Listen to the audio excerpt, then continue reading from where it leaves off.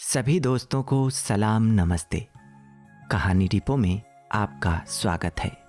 मैं हूं अकबर रिजवी और कहानी का नाम है कितने पाकिस्तान। कहानी के लेखक हैं कमलेश्वर। तो आइए शुरू करते हैं कहानी कितने पाकिस्तान। कितना लंबा सफ़र है और यह भी समझ में नहीं आता कि ये पाकिस्तान बार बार आड़े क्यों आता रहा है।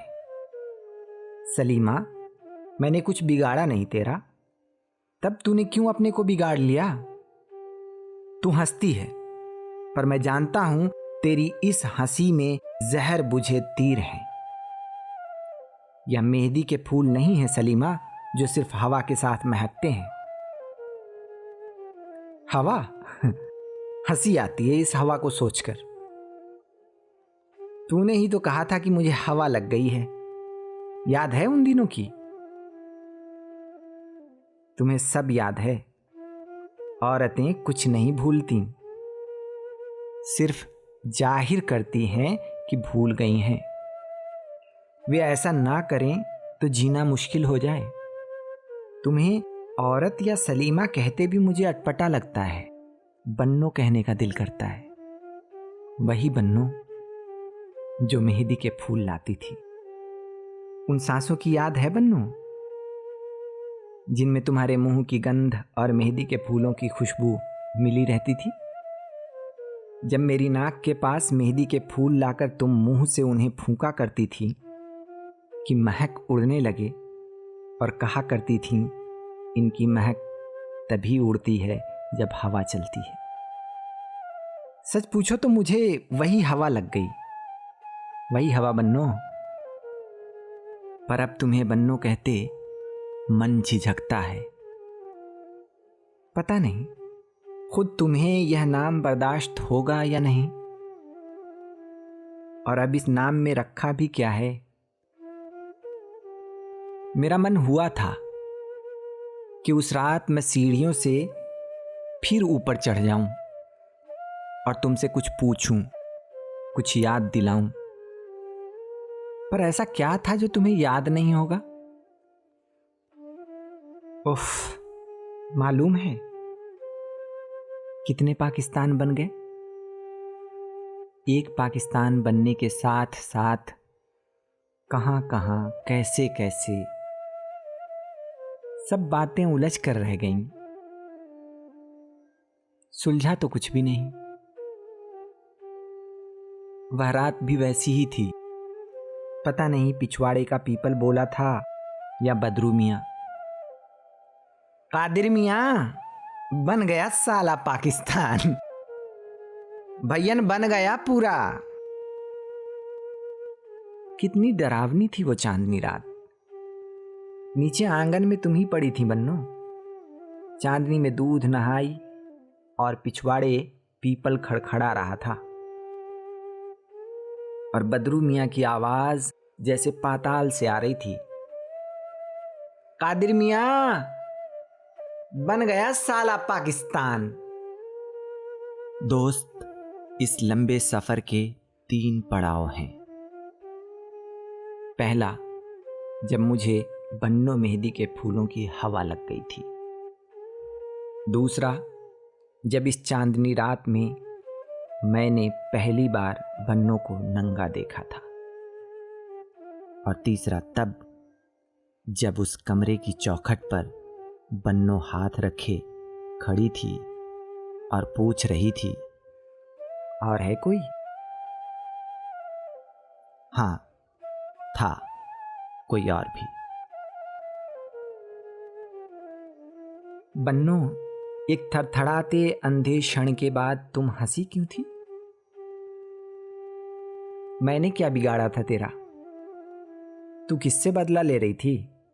मुझसे, मुनीर से, या पाकिस्तान से? या किसे जलील कर रही थी? मुझे, अपने को, मुनीर को, या यह पाकिस्तान हमारे बीच बार बार आ जाता है। यह हमारे या तुम्हारे लिए कोई मुल्क नहीं है, एक दुखद सच्चाई का नाम है। ये वह चीज या वजह है जो हमें ज्यादा दूर करती है, जो हमारी बातों के बीच एक सन्नाटे की तरह आ जाती है, जो तुम्हारे घर वालों, रिश्तेदारों या धर्म वालों के प्रति दूसरों के एहसास की गहराई को उथला कर देती है। दूसरों को उनके दुख उतने बड़े नहीं लगते जितने वे होते हैं, उनकी खुशी उतनी खुशी नहीं लगती जितनी वह होती है। कहीं कुछ कम हो जाता है। एहसास की कुछ ऐसी ही आ गई कमी का नाम पाकिस्तान है। यानी मेहंदी के फूल हों पर हवा न चले, या कोई फूंक मार कर उनमें गंध न पैदा करे। जैसे कि फूल हो, रंग ना हो, रंग हो, गंध ना हो, गंध हो, हवा ना हो, यानी एहसास की रुकी हुई हवा ही पाकिस्तान हो। सुनो, अगर ऐसा ना होता तो मुझे चुनार छोड़कर दरवेश क्यों बनना पड़ता? वही चुनार जहां मेहंदी फूलती थी, मिशन स्कूल के अहाते के पास, जहां से हम गंगा घाट के पीपल तले आते थे और राजा भरथरी के किले की टूटी दीवार पर बैठकर इमलियां खाया करते थे। वह शाम मुझे अच्छी तरह याद है, जब कंपाउंडर जामिन अली ने आकर मेरे दादा से कहा था, और तो कुछ नहीं है पर लोग मानेंगे नहीं, मंगल बेटे को कुछ दिनों के लिए कहीं बाहर भेज दीजिए, यहां रहेगा तो बन्नों वाली बात बार बार उखड़ेगी, शादी तो नहीं हो पाएगी, दंगा हो जाएगा। तुम नहीं सोच सकती कि सुनकर मुझ पर क्या बीती थी। चुनार छोड़ दूं? फिर छूट ही गया। कैसी होती थी चुनार की रातें, गंगा का पानी, काशी जाती नावें, भरथरी के किले की सूनी दीवारें और गंगा किनारे चुंगी की वह कोठरी जिसके छप्पर के नीचे बैठकर मैं बन्नों के आने जाने का अंदाजा लगाया करता था।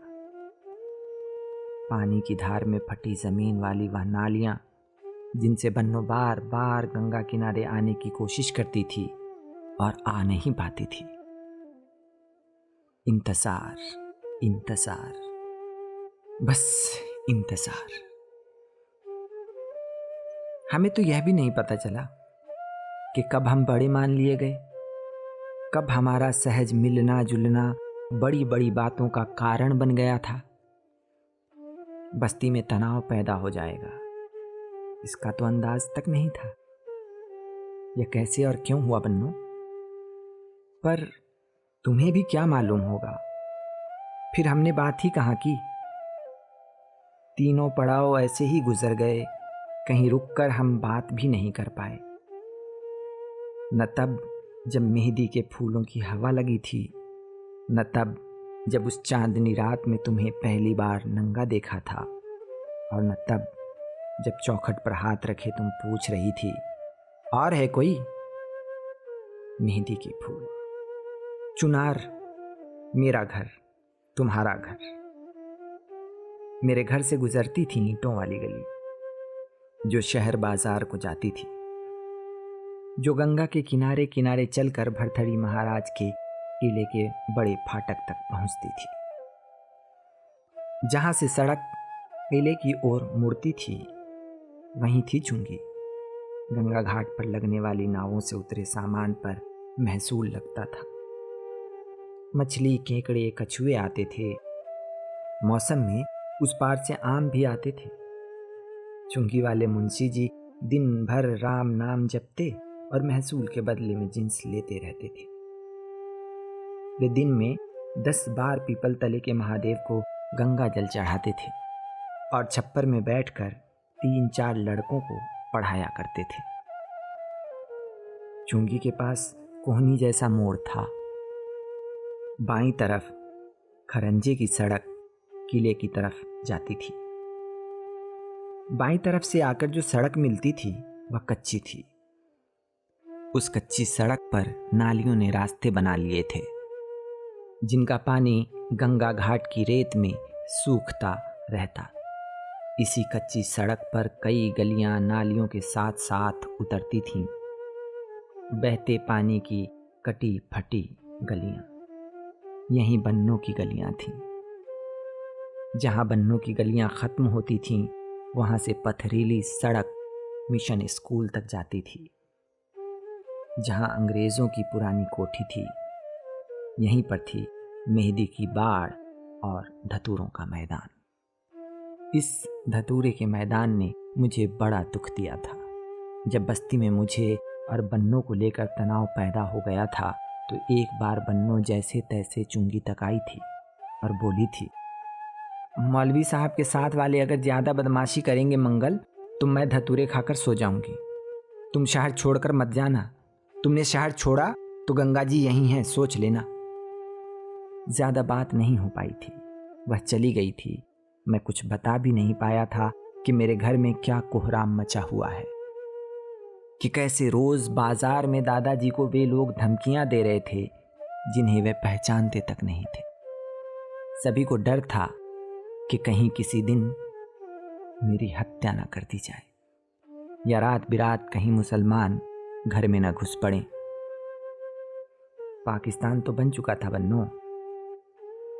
उसके बाद भी तुम्हारे अब्बा भरथरीनामा लिख रहे थे, माताजी पिछले तब से नृप बना, अब नृप से बनूं फकीर, आखिर वक्त वफात के हर होंगे दिलगीर। तेरे अपनी खल्क सुपुर्द करी, उनके सिर पर गर्दान किया, बर्बाद सब सल्तनत करी, बनजोगी मुल्क वीरान किया। लोग कहते थे ड्रिल मास्टर का दिमाग बिगड़ गया है जो भरथरीनामा लिख रहा है। यह तुरक नहीं है, यहीं का कोई काची का हार है। तभी हमें पता चला था कि मुसलमान वही हैं जो ईरानी तूरानी हैं। यहाँ का मुसलमान असली नहीं है। ड्रिल मास्टर साहब को सबने अलग सा कर दिया था, पर उन्हीं की बन्नों की बात लेकर सब खड़े हो गए थे, जैसे वे मजहब के ज्यादा बड़े सरप्रस्त थे। तुम्हें नहीं मालूम, पर मुझे मालूम है बन्नो। ड्रिल मास्टर साहब ने कुछ भी नहीं कहा था, इसके सिवा कि जो मौलवी साहब और बाकी लोग ठीक समझें वही ठीक होगा। वे खुद कुछ सोच ही नहीं पा रहे थे। एक दिन छुप कर आए थे और दादाजी के पास रो पड़े थे। उस दिन के बाद वे भरथरीनामा तो लिखते रहे थे, पर किसी को सुनाने की हिम्मत नहीं करते थे। वे लिखते रहे, इसका पता मुझे उस वक्त मिला था जब घर वालों की घबराहट और खुद कुछ न समझ पाने, तय न कर पाने के कारण मैं शहर छोड़ रहा था, और चुंगी वाले मुंशी जी ने मुझे चुपचाप विदाई देते देते एक पुर्जा मेरे पसीने से तर हाथ में थमा दिया था। वह रात बहुत डरावनी थी। बस्ती पर काल मंडरा रहा था। सब दहशत के मारे हुए, पता नहीं कब क्या हो जाए, कब या अली की आवाज उठने लगे और खून खराबा हो जाए। गंगा भी उस दिन गहरा रही थी। तट का पीपल भी अशांत था, बहुत तेज हवा थी।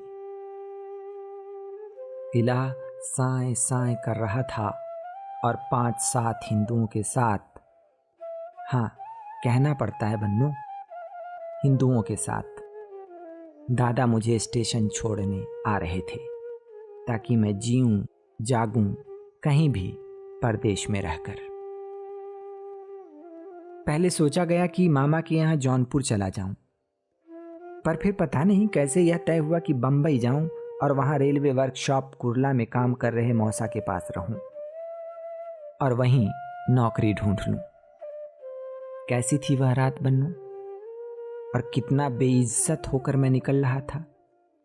दिमाग में हजारों हथौड़े बज रहे थे। एक मन करता था कि लौट पड़ूं, घर से गड़ासा उठाऊं और तुम्हारे उन मुसलमानों पर टूट पड़ूं, खून की होली खेल खेल कर तुम्हें जीतूं, और ना जीत पाऊं तो तुम्हें भी मार कर गंगा में जल समाधि ले लूं। पर कहीं दहशत भी होती थी और यह ख्याल भी आता था कि ड्रिल मास्टर साहब ने तो कुछ भी नहीं कहा है, मुखालफत भी नहीं की है, सिवाय इसके कि वे चुप रह गए हैं। उन्हें भरथरीनामा लिखना है।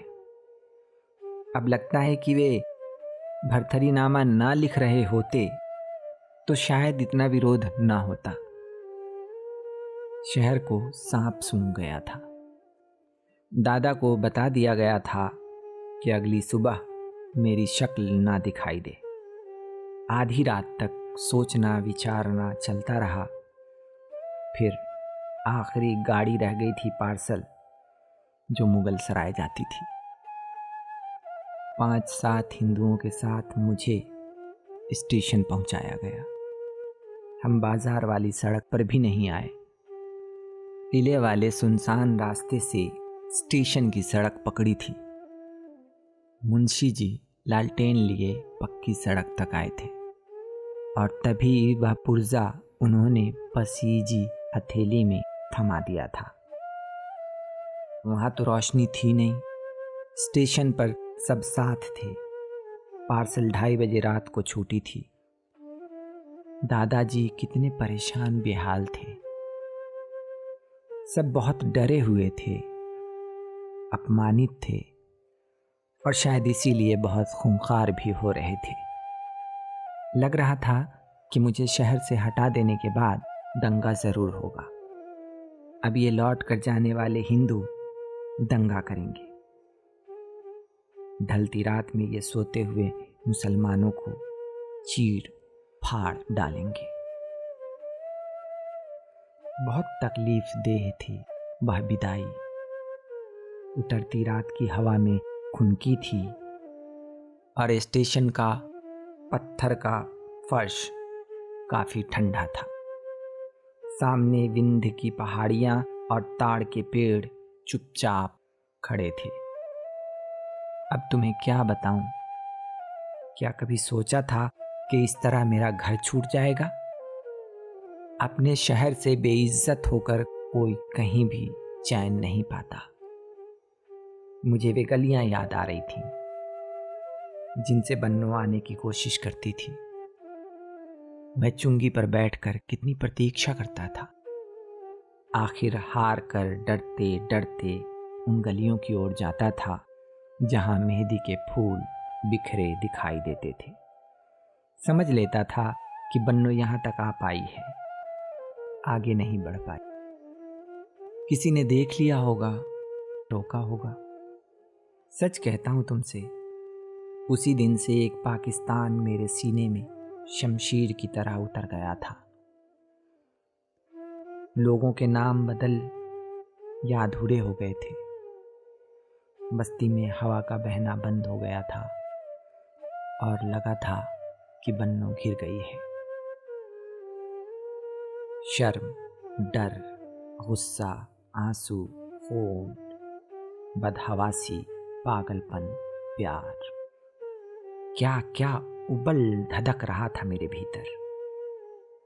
सच कहूं तो यह सब होने के बाद अगर बन्नो मिल भी जाती तो कुछ नहीं होता। जो होना था हो चुका था। पार्सल गाड़ी में बैठकर वह पुर्जा पढ़ा था। तुम्हारे पास वही कहने को था जो मास्टर साहब के पास था। उसी पुर्जे से पता चला मास्टर साहब भरथरीनामा लिखते जा रहे हैं। क्यों बनता दरवेश छोड़ दल लश्कर फौज रिसाले को, क्यों बनखंड में रहता है तज गुल नरगिस गुल लाले को, क्यों भगवा वेश बनाता है तज अतलस शाल दुशाले को, क्यों दर दर अलख जगाता है तज काम रूढ़ा के बंगाले को, क्यों हुआ सौदाई छोड़ सब बादशाही। हाँ, सौदाई ही कह लो। अतलस, शाल, दुशाले और नरगिस गुले लाल सब कुछ तो था। नीम, आग, मेहंदी और धतूरे के फूल किसी नरगिस से कम थे बन्नो। पर उस पाकिस्तान का हम क्या करते।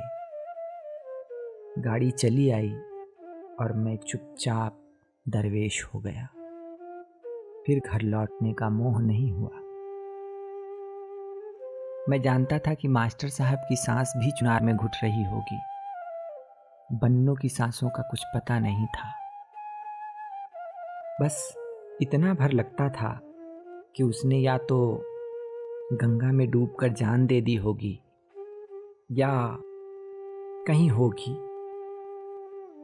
किसी के साथ हंसती, रोती, कलपती, खुश होती होगी।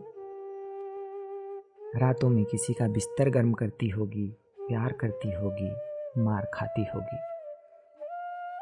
पूरी ईमानदारी से मन्नतें मांगती होगी, मेहंदी रचाती होगी, बच्चों का गूमूत करती होगी, सुखी होगी, पछताती होगी, सब भूल गई होगी।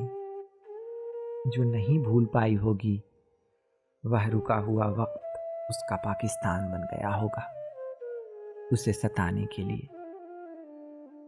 खैर बन्नो, जो हुआ सो हो गया। मैं मुगल सराय से इलाहाबाद आया और इलाहाबाद से बम्बई। कुर्ला की रेलवे वर्कशॉप में मौसा ने कुछ काम दिला दिया। कुछ दिन वहीं गुजरे, फिर मैं पूना चला गया, अस्पताल की लिम्ब फैक्ट्री में, जहां लकड़ी के हाथ पैर बनते हैं। मुझे मालूम था कि अब कोई भी चुनार नाम की जगह में जी नहीं पाएगा, न मेरा घर न तुम्हारा घर। पर यह पता नहीं था कि दादा इतनी दूर चले आएंगे और साथ में कई घरों को लेते आएंगे। सच पूछो तो चुनार में रह ही क्या गया था। जब पाकिस्तान बन जाता है तो आदमी आधा रह जाता है। फसलें तबाह हो जाती हैं, गलियां सिकुड़ जाती हैं और आसमान कट फट जाता है। बादल रीत जाते हैं और हवाएं नहीं चलती, वे कैद हो जाती हैं। दादा के खत से मालूम हुआ था कई बरस बाद कि कुछ घर जुला हूं, बढ़ई को साथ लेकर वे फसलों, गलियों, आसमान, बादल और हवा की तलाश में निकल पड़े थे और भिवंडी आ गए थे। यह नहीं मालूम था कि बन्नों का घर भी साथ आया था। ड्रिल मास्टर क्या करते आकर, यह मैंने भी सोचा था। दादा का आना तो ठीक था, वे सूती कपड़ों का व्यापार करते थे। 8 घर मुसलमान जुलाहों, 2 घर हिंदू बढ़इयों को लेकर वे भिवंडी आ गए थे। पता नहीं शुरू शुरू में उन्हें क्या परेशानी हुई।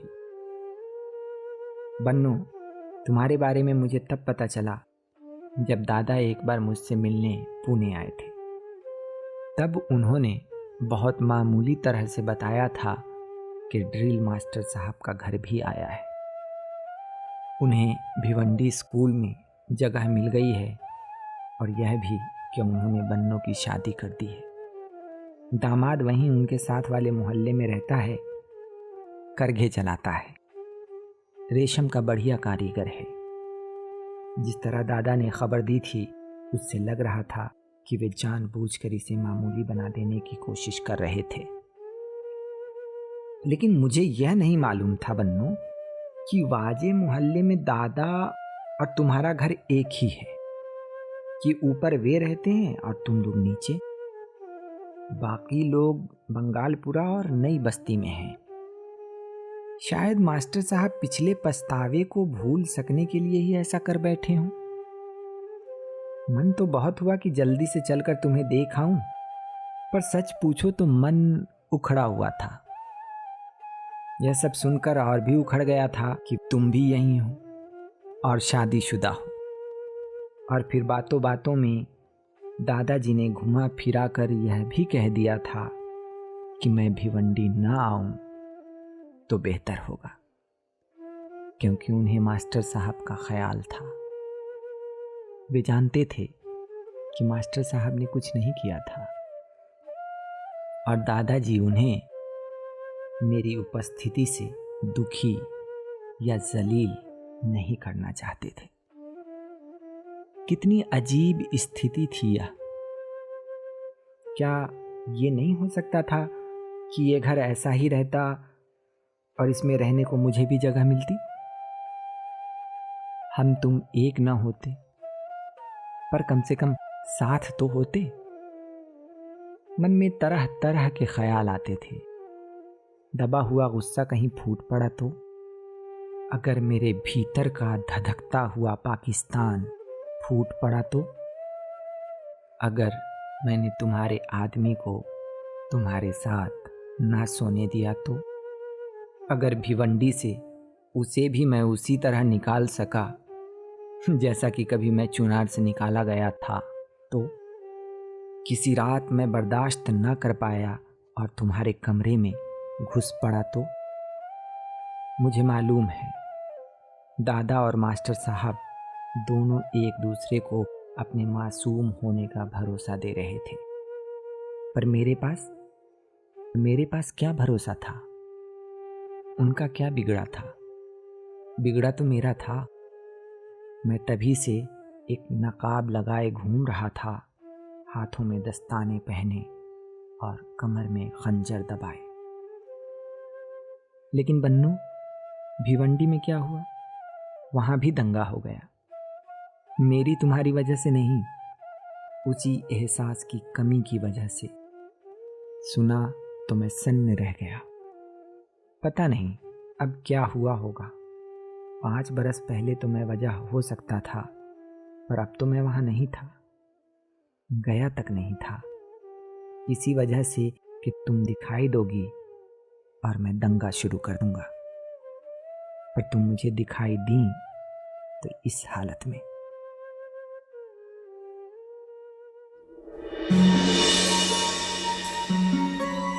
तो दोस्तों, यह थी कमलेश्वर की कहानी कितने पाकिस्तान। कहानी आपको कैसी लगी हमें बताइएगा ज़रूर। हमें